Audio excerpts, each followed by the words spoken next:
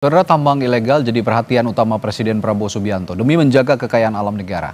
Namun sebenarnya masalah ini sudah bertahun-tahun jadi isu lingkungan yang tidak kunjung usai, ditambah berpotensi merugikan negara triliunan rupiah. Lalu seberapa serius pemerintah memberantas tambang ilegal? Kita akan kupas seberapa besar peluang pemberantasan ini berhasil dengan dua narasumber kita yang sudah hadir di studio. Ada Pak Toto Daryanto, anggota Komisi 12 DPR dari fraksi PAN, dan Melki Nahar, Koordinator Nasional Advokasi Tambang. Selamat malam Bapak-Bapak. Ya, malam. Saya ke Mas Melki dulu nih. Ini kita flashback ke tanggal 19 November kemarin. Kan ada sidak lah ya dikatakannya, Satgas PKH ini. Ini langsung dihadiri oleh Pak Menhan, Syafri Samsudin, lalu ada Panglima TNI, Jaksa Agung, yang pada saat itu menyita 23 unit alat berat. Nah, tapi pertanyaan saya, apakah ini merupakan langkah konkret atau jangan-jangan cuma aksi simbolik aja? Kira-kira. Saya kira dalam kasus yang tanggal 19 itu bisa jadi ini sesuatu yang serius. Okay. Gitu ya. Tetapi keseriusan itu tidak cukup hanya kausistik seperti itu. Okay. Tanpa memperhatikan apa masalah struktural yang berkaitan dengan betapa langgengnya pertambangan ilegal di Indonesia.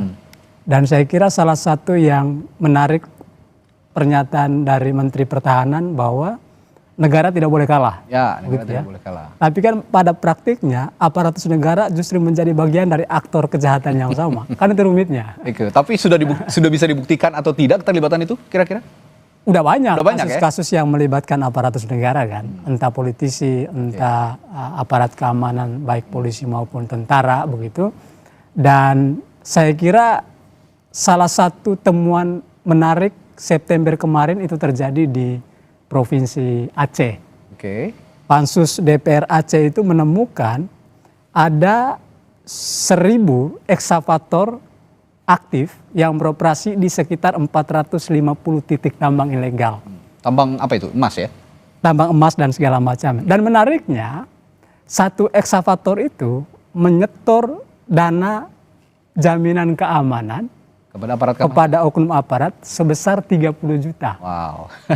Kalau kita hitung misalnya. Tapi gini Mas Melki, mungkinkah ketika pemerintah melibatkan juga Menhan, lalu ada Panglima TNI, ini supaya mereka juga takut tunduk juga terhadap posisi yang ada di atasnya, jabatan yang ada di atasnya, langsung turun sendiri, masa masih mau berani begitu kira-kira membackingi tambang ilegal?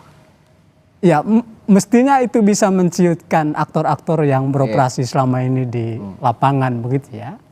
Tetapi problemnya seringkali apa yang dibacanakan di ruang publik, terutama yang terbaru tanggal 19 kemarin itu, seringkali kan tidak mencerminkan situasi real yang terjadi di lapangan begitu ya. Kan ini bukan baru pertama kan. Upaya penindakan terhadap tambang ilegal ini udah sering sekali dilakukan oleh pemerintah. Tapi apakah itu mengurangi masifnya pertambangan ilegal di berbagai wilayah di Indonesia? Kan enggak juga gitu ya. Praktiknya justru terus semakin ekspansif begitu dari satu wilayah ke wilayah lain. Sampai tahun ini. Tapi dengan adanya upaya ini, apakah Anda secara visioner misalnya ke depan bisa memandang bahwa ini akan berkurang sedikit demi sedikit? Mestinya iya, tetapi salah satu catatan kritis untuk Presiden Prabowo adalah ia terlampau menekankan sisi ekonomistiknya, gitu ya. Pengembalian kerugian negara. Karena yang ia kejar adalah pendapatan yang loss kepada negara. Seharusnya didapatkan oleh negara, begitu ya. Mestinya yang perlu dicermati juga adalah aspek biaya eksternalitas yang selama ini tidak pernah dihitung oleh negara. Seperti misalnya? Termasuk kerusakan lingkungan, hilangnya ruang produksi warga dan segala macamnya. Karena itu sangat terkait dengan ekonomi warga lokal begitu. Menitik beratkan terhadap sisi ekonomi saja Pak Toto, tanpa memperhatikan juga sisi kerugian lingkungan yang sepertinya kalau dirupiahkan itu jauh lebih besar dari kerugian ekonomisnya. Bagaimana Anda melihat ini? Ya, jadi langkah yang diambil oleh Presiden kali ini, saya kira pertama harus diapresiasi dulu. Artinya ada langkah tegas. Ya, bagaimana kita menindak tambang-tambang ilegal, ya itu pertama. Kemudian yang kedua, betul saya kira kita mesti melakukan pendekatan yang sifatnya struktural, ya perbaikan by system, tidak serta-merta hanya kita itu seperti pemadam kebakaran. Ya. Jadi kita mesti tahu. Jadi pemadam kebakaran itu dipadamkan, api di mana-mana akan muncul kembali. Ya, gitu, Pak Toto, ya kalau penyebab dari kebakarannya tidak diatasi ya akan terjadi lagi. Itu kan masalahnya. Jadi menurut saya ini mesti menyadarkan kita untuk kita melakukan kajian secara menyeluruh terhadap pertambangan yang sudah kita jalankan selama ini. Saya kira titik berangkatnya itu sebetulnya sudah jelas. Kita semua tahu.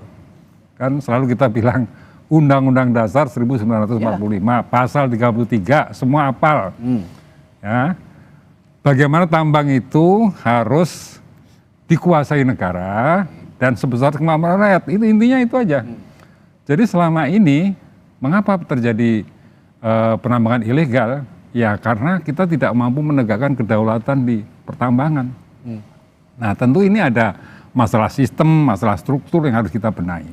Kalau kita lihat ya soal pertambangan ini kan terutama mineral dan batu bara kita bicara ya. Kan tambang itu sebetulnya juga minyak juga tambang juga. Betul. Tapi kita dalam bicara ini kan konteksnya mineral dan batu bara. Nah di mineral dan batu bara ini yang mengawasi banyak instansi, tetapi yang mengatur secara langsung itu kan Kementerian ISDM. Ya. Nah, menurut saya sebuah kementerian itu tidak cukup mampu untuk menangani day-to-day persoalan-persoalan yang terjadi di lapangan. Harus dibentuk sebuah lembaga yang mewakili negara, tidak ad hoc, tidak seperti ini dibentuklah polisi, jaksa. Satgas PKH itu tadi kan, itu kan ad hoc. Jadi kalau sistemnya gini, kan sebetulnya di Migas sudah ada contohnya ya. Migas itu kan ada hulunya yang ngatur SKK Migas, ya ada di hilirnya ada BPH Migas. Nah saya berpikir Indonesia perlu pertambangan mineral dan batu bara ini perlu membentuk semacam SKK Migas. Jadi satuan kerja yang mengurusi tambang khusus, bukan kalau mungkin bisa jadi tidak di bawah SDM. Atau bisa di bawah SDM atau bisa langsung presiden. Tapi yang penting ada tangan negara yang mengurusi tambang kita itu setelah perizinan itu dari day to day sejak eksplorasi sampai tahap produksi sampai ekspornya itu benar-benar dikontrol oleh negara. Ini menarik. Itu kalau memang perlu dibentuk semacam SKK Migas kalau kata Pak Toto. Tapi perlukah juga melibatkan misalnya prajurit TNI, ada juga kejaksaan di dalamnya. Karena sekarang ini Satgas PKH berjalan semua nih. Tidak hanya aparat kepolisian tapi ada juga TNI di dalamnya. Ada juga kejaksaan, bahkan juga Menteri Pertahanan ikut turun langsung. Kan perlu nggak nih? Seperti karena tadi dibilang kan banyak juga ini seperti ilmunya dokter toh. Dokter itu ini sakitnya flu biasa dikasih dulu lah. Ini botrek nggak sembuh, kasih antibiotik, ya saya kira mungkin semacam itu. Tapi yang penting kan penyebabnya tadi. Jadi mengapa itu terjadi illegal logging? Karena nggak ada pengawasan. Coba kalau diawasi dengan baik, ya tentu tidak akan ada. Itu tadi, Pak Toto, pengawasannya harus mungkin karena banyak oknum aparat penegak hukum, aparat TNI misalnya, mungkin ya mereka takutnya sama pimpinan mereka itu. Gimana kalau memang sekarang ini bergerak seperti ini? Ya memang namanya illegal logging biasanya itu backingnya adalah ya kalau non instansi ya preman ya toh, tapi kalau instansi ya itu bisa polisi, bisa tentara, itu bisa terjadi. Itu yang makanya. Tapi yang penting sekarang ini harus menumbuhkan kesadaran kita untuk menata kembali pertambangan kita. Tapi balik lagi pertanyaan saya tadi, nilai ekonomisnya yang dikejar oleh pemerintah saat ini dibandingkan dengan kerugian lingkungan yang diderita.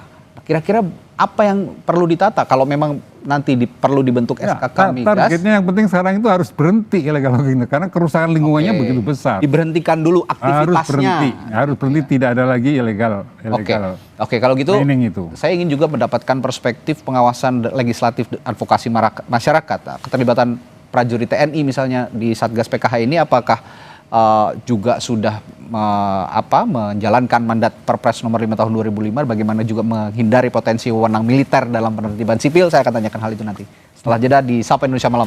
Tetap bersama kami. Masih membahas tambang ilegal yang jadi perhatian utama Presiden Prabowo Subianto untuk menjaga kekayaan alam negara yang sudah bertahun-tahun. Kalau kemarin disebut Pak Prabowo ini sudah merugikan negara triliunan bahkan ratusan triliun rupiah. Tadi saya bertanya kalau Satgas PKH itu melibatkan anggota TNI misalnya, Pak Toto. Nah, kira-kira apa yang bisa Anda sampaikan terkait keterlibatan prajurit TNI dan bagaimana juga kira-kira supaya tidak ada penyalahgunaan jabatan militer dalam penegakan penegakan hukum di kasus tambang ilegal ini? Jadi karena diduga backing-backingnya ini adalah ada militernya, ada polisinya, maka mereka dilibatkan. Dan ini yang perintahkan presiden. Jadi siapapun pangkatnya tidak ada masalah menurut saya. Tapi di luar dari apa yang sekarang dikerjakan, ya, yang penting sebetulnya jangka panjangnya bagaimana kita mengatasi supaya tidak terjadi. Stop aja dulu aktivitasnya gitu ya. Itu. Kalau sekarang harus stop. Kalau tadi Anda mempermasalahkan Mas Melki soal kerugian lingkungannya jauh lebih masif gitu kan dibandingkan kerugian ekonomis. Tapi kan Pak Toto bilang tadi ya stop saja aktivitasnya dulu supaya kerusakan lingkungannya tidak terlampau parah lagi di era yang akan datang. Dan itu bisa dihitung kan. Nah, itu bisa dihitung. Sebagai berapa pengembalian atau pemulihan kerugian negara dari revitalisasi kerusakan lingkungan itu tadi. Bagaimana menurut Anda? Iya, saya kira setuju. Tetapi kan tidak berhenti pada penutupan tambang ilegal itu sendiri. Tetapi mesti ada langkah pemulihan kerusakan lingkungan, termasuk upaya mendiversifikasi dan transisi ekonomi yang sebelumnya bergantung ke tambang ke sektor yang lebih berkelanjutan. Karena kalau kita baca banyak riset, kajian begitu, orang kemudian memutuskan untuk menambang itu kan problemnya adalah urusan ekonomi begitu ya. Karena ketidaktersediaan lapangan kerja, kemudian terjadi kemiskinan, lantas kemudian mereka mau tidak mau beralih profesi ke sektor pertambangan. Nah, saya kira ini yang penting untuk dibereskan oleh Presiden Prabowo sehingga jangan sampai hanya mengejar ke sektor pendapatan ke negara saja begitu ya, tapi tidak terlalu serius untuk mengatasi problem ekonomi yang dialami oleh masyarakat lokal itu sendiri. Saya tertarik dengan pernyataan Jatam di bulan Agustus 2025 yang lalu bahwa pada saat Pak Prabowo berpidato kenegaraan di DPR itu kan sangat berapi-api mengatakan bahwa tambang ilegal itu harus diberantas begitu untuk mengembalikan kerugian negara. Tapi setelah itu beberapa saat kemudian Jatam menyatakan itu hanya retorika saja. Tapi sekarang dibuktikan oleh Pak Prabowo dengan terus intensif gitu ya melalui Satgas PK untuk day to day dari daerah ke daerah menyisir terus tambang-tambang ilegal. Nah, sejauh ini sudah terbukti bahwa Pak Prabowo ini juga menjalankan komitmennya menurut Anda? Saya kira belum. Kan kalau kita merujuk ke pernyataan Prabowo sendiri, dia bilang bahwa ada 1.600 sekian izin tambang ilegal yang ada di Indonesia. Pertanyaannya, sudah berapa banyak yang kemudian ditindak tegas? Begitu ya. Maksudku, lain hal kalau misalnya pemerintah dan aparat itu tidak menjadi bagian dari operasi kejahatan yang sama dalam tanda kutip dalam urusan tambang ilegal ini, lantas kemudian Presiden Prabowo dengan mudah bicara bahwa ini akan diberantas. Kan problem utamanya itu tadi, aktor yang terlibat itu adalah punya power politik yang sama juga begitu ya, dan jangan-jangan ada di lingkaran Presiden Prabowo. Makanya setuju tadi, jangan-jangan memang Presiden Prabowo mesti mulai melakukan kajian yang lebih mendalam soal siapa dan bagaimana pola yang kemudian digunakan sampai kemudian tambang ilegal ini kok ribuan begitu ya, sebaran titiknya di berbagai pulau di Indonesia begitu. Dan Prabowo bukan orang pertama kan yang bicara ingin menindak tambang ilegal ini. Bahkan zaman Jokowi, Wakil Presiden waktu itu Pak Maruf Amin membuat pertemuan juga yang melibatkan banyak kementerian dan lembaga untuk menyelesaikan problem pertambangan ilegal. Tetapi kita tahu jumlahnya terus bertambah, aktivitas di lapangan terus berjalan. Ini siapa Pak Toto yang harusnya juga melakukan monitoring gitu? Apakah jumlahnya sudah berkurang nih sekarang atau jangan-jangan diberantas satu tumbuhnya 100 gitu? Ya sekarang yang penting diberantas dulu itu kan. Dan dengan gerakan dan ini jangan sporadis. Ada terus menerus ini sampai habis. Jadi presiden harus mencanangkan pemberantasan tambang ilegal ini tidak hanya hangat-hangat tayang. Harus terus tuntas sampai Iya, itu habis. Seperti apa yang dijanjikan Bapak Presiden pada Jangan acara seperti kampanye legislasi. politik lagi gitu ya, wacana. Nah, dan kita tunggu. Oke. Namanya ini serius, jadi nama serius sehingga Iya, iya. mudah-mudahan selain yang ditindak itu, mereka yang lain-lain itu juga sudah dengan sendirinya mundur dari lapangan-lapangan ilegal itu. Harapan kita seperti itu. Tapi yang lebih penting menurut saya, kita ke depan mesti menata kembali pertamahan kita. Ya, saya mengusulkan Itu paralel dong ya harusnya ya. harusnya diberantas sekarang, dan ditata ya, lagi. sekarang DPR mestinya mulai bicara dengan pemerintah. Oke. Yuk ini kenapa terjadi seperti ini ya, terjadi pembiaran seperti ini kenapa? Ya kalau orang melakukan kejahatan kan karena ada peluang. Saya kira bukan sekedar karena ekonomi juga. Orang yang ekonominya kuat banyak juga yang korupsi kan. Ya, oke. Karena ada peluang gitu loh. Jadi ini peluangnya memang cukup besar karena tidak ada pengawasan yang benar-benar ketat gitu. Mungkin kalau yang dimaksud Padahal Mas ini Melki sekarang kan era ya. teknologi ya. Era teknologi ini kan bisa dibuat platform digital ya yang mengontrol semua tambang-tambang sehingga ketahuan lah kalau ada tambang-tambang ilegal itu ketahuan gitu. Dan laporan-laporan dari seluruh tambang-tambang yang terdaftar itu juga setiap hari bisa dikontrol oleh salah satu lembaga yang mewakili negara. Oke, itu tadi soal penertiban tambang-tambang. Nanti ilegal di persoalannya 100%. bukan hanya yang ilegal aja, tapi pendapatan negara pasti akan meningkat. Oke, nah ini ngomong-ngomong soal pendapatan negara, rekomendasi Pak Toto juga dari DPR kira-kira untuk meningkatkan keberhasilan pemulihan kerugian negara. Apa yang selain memberantas tambang ilegal, apa yang harus dilakukan? Revitalisasi yang didahulukan ya prioritasnya. Apakah revitalisasi atau tadi penataan tambang yang baru atau bagaimana? Penerbitan izin yang ditertibkan atau bagaimana? Jadi pertama, Oke. yang ilegal ini harus diberantas dulu. Dan temukan siapa dalangnya. Jadi jangan sekedar yang ditangkap yang ini, yang pekerja-pekerja itu kan mereka. Nah itu yang dimaksud oleh Mas Melki kan Ini tadi ekonomi harus- bawah itu yang pekerja-pekerjanya. Ini harus bukan ditangkap bos-bosnya gitu. siapa bos-bosnya ini kan. Nah bos-bosnya ini harus bertanggung jawab, diseret di depan hukum, Oke. mempertanggungjawabkan. Kerugian lingkungan yang tadi Mas Melki ceritakan, di situ dimasukkan. Oke. Itu termasuk seluruh kerugian yang lain selain kerugian lingkungan gitu. Oke, terakhir saya ke Mas Melki singkat. Kira-kira kalau memang tadi menyasar bos-bos besarnya Ya. dan ternyata di sana ada nama besar, kira-kira pemerintah berani nggak Berani. mengungkap nama besar itu tadi? Beranilah. Kita menurut sih saya. pesimis begitu ya, sampai kemudian sebetulnya kan gini, Ah, dugaan keterlibatan mereka-mereka yang punya pengaruh tadi, itu kan sudah mencuat sekian lama begitu ya.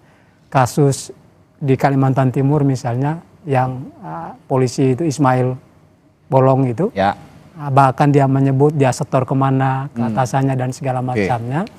Nah itu kan yang kemudian dieksekusi, ditegakkan kan hanya sampai ke Ismailnya kan. ya. Tidak pada orang-orang yang diduga itu terima setoran dari mereka yang ada di lapangan. Oke. Dan itu rumit tantangannya. Ini ibarat di kasus BBM ilegal juga, seorang nama Rizal Khalid aja sampai detik ini belum ditangkap. Nah, ini kita tunggu juga berarti komitmen pemerintah. Kan Kalau belum tadi ditangkap, belum ketangkap. belum ketangkap. Oke. Tapi kan yang lain-lain udah ketangkep gampang kok, ini susah banget gitu loh Pak Toto. Oke, nah kalau gitu ya kita bicarakan nanti bagaimana komitmen pemerintah. Kalau memang betul ada nama besar di balik tambang ilegal ini, ya kalau kata Pak Toto berani ya memang harus berani. Itu yang kita tunggu, itu yang publik tunggu, itu yang juga masyarakat adat yang punya penataan pelestarian lingkungan di berbagai daerah mengharap ini bisa segera dipulihkan dan segera diberantas. Terima kasih Pak Toto Yuk. Naryanto dari Komisi 12 DPR dan juga Mas Melki sudah bergabung bersama kami di Sapa Indonesia Malam. Kita jumpa lain waktu. Sampai jumpa lagi. Selamat malam. Oke, terima kasih.